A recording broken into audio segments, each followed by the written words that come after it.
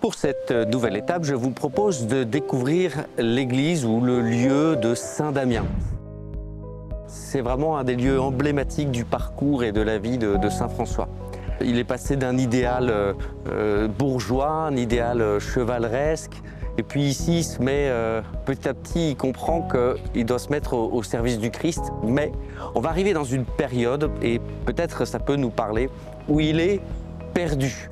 Il est à la fois, il est connu comme étant celui qui fait la fête, bien la fête, il ne s'agit pas de dire qu'il picole jusqu'à pas d'heure, etc. Mais il est un leader assez incontesté dans le domaine de ses amis. Il met une bonne ambiance, il est plutôt jovial au milieu de la ville d'Assise. Et en même temps, il sent que le Christ doit prendre toute sa vie. Et par exemple, il fait un voyage à Rome et il tombe devant quelqu'un qui est un pauvre sur une place d'une église romaine. Et le voilà qui commence à échanger ses habits avec ce pauvre et il rentre habillé de quenouilles, vraiment, vraiment de lambeaux d'habits, ce qui va avoir le don d'effrayer et de faire sortir son père hors de ses gonds. Il a des excès comme ça en disant mais il faut que je donne tout, et puis en même temps il continue à avoir et essayer d'avoir une vie entre guillemets avec toutes les compromissions qu'il peut y avoir avec l'esprit du monde. Il est entre les deux et il cherche pendant cette époque-là vraiment sa voie. Alors il va souvent et se rend régulièrement dans les églises, et notamment cette église de Saint-Damien où il aime à y prier de longues heures. Il prie devant le crucifix qui est si connu que vous retrouvez absolument partout aujourd'hui dans les églises, qui est aujourd'hui à la basilique Sainte-Claire, celui devant lequel vraiment Saint François a prié. Et dans l'église de Saint-Damien, c'est une reproduction. Et il prie et il entend dans sa prière « Va, répare ma maison par amour pour moi ». Va, répare ma maison par amour pour moi. Alors il est dans cette église Saint-Damien qui est assez délabrée, il y a pas mal de choses à réparer.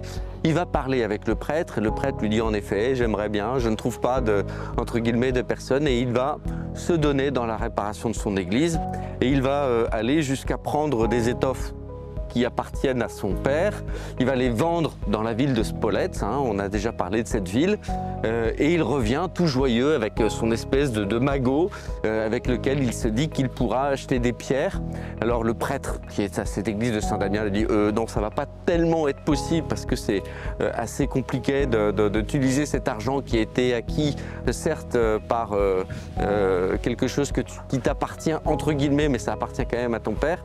Et il va le poser sur un coin de la fenêtre de l'église sans y toucher. Ça va évidemment mettre son père absolument furieux contre cela. Mais Saint François, il va commencer à aller chercher, quémander auprès justement des gens, des pierres.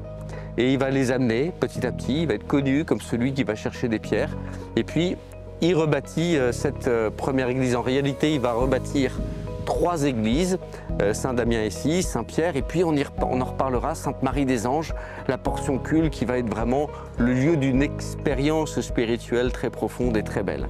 C'est à cette époque aussi que Saint François fait la rencontre d'un lépreux. Il marche dans la ville et autant vous dire que s'il y avait bien une chose qui pouvait rebuter Saint François, vous voyez le Saint François, il y avait quelque chose qui le rebutait. Donc à l'époque, les lépreux se baladaient avec une petite clochette, on les évitait. Puis il n'y avait pas toutes les choses qu'on a aujourd'hui, ils sentaient mauvais. Ils étaient mis loin dans une carrière où ils travaillaient, où ils restaient entre eux. Et s'il y avait bien une chose qui rebutait Saint François, c'était les lépreux. Et un jour, il en croise un et il se dit mais est-ce que ce lépreux, il est moins aimé que moi? Et qui dans le monde lui manifeste qu'il est aimé? Et Saint François, eh bien, il va embrasser ce lépreux alors que tout le dégoûtait chez lui. C'est une question intéressante parce qu'il va y avoir une conversion intérieure de Saint François et on peut essayer de regarder qui est notre lépreux. mais celui qui est digne d'être aimé, mais avec qui on met des barrières, avec qui on s'éloigne, avec qui on dit j'ai pas envie de te rencontrer, j'ai pas envie de te connaître. Qui est mon lépreux? Quel est celui qui, d'une certaine manière, m'empêche d'aller jusqu'à suivre un peu plus le Christ parce que je me mets des barrières, je ne veux pas le connaître, je ne veux pas faire entrer cette chose-là dans ma vie. Qui est mon lépreux? Et à partir de ce moment-là, saint François va toutes les semaines, 2 fois par semaine, aller soigner les lépreux dans le lieu où ils étaient d'une certaine manière enfermés. Ils n'étaient pas enfermés, mais quand même, c'est là qu'ils se retrouvaient. Et vous voyez, cette charité, elle va commencer à rentrer pleinement dans le cœur de saint François. Et il commence à rebâtir Saint-Damien, il commence à avoir une charité active, il n'utilise plus les richesses de son père, il devient d'une certaine manière, il se met à apprendre à quémander ce dont il a besoin pour vivre. Il va se nourrir même des restes qu'on lui donne, ce qui va faire honte à son père comme c'est pas permis. Mais il y a quand même un grand virage qui s'amorce. Saint-Damien, ça va devenir aussi le lieu du premier monastère des sœurs de servantes des pauvres, enfin des pauvres sœurs. C'est Sainte Claire qui va venir ici. Ça va être un lieu et c'est pour ça qu'aujourd'hui, c'est un monastère. C'est le premier monastère de Sainte Claire. Aujourd'hui, il n'y a plus de sœurs, mais on peut aller visiter, mais vraiment en priant. Ce monastère, c'est vraiment le lieu où saint François, d'une certaine manière, il a reçu son premier appel à suivre totalement le Christ.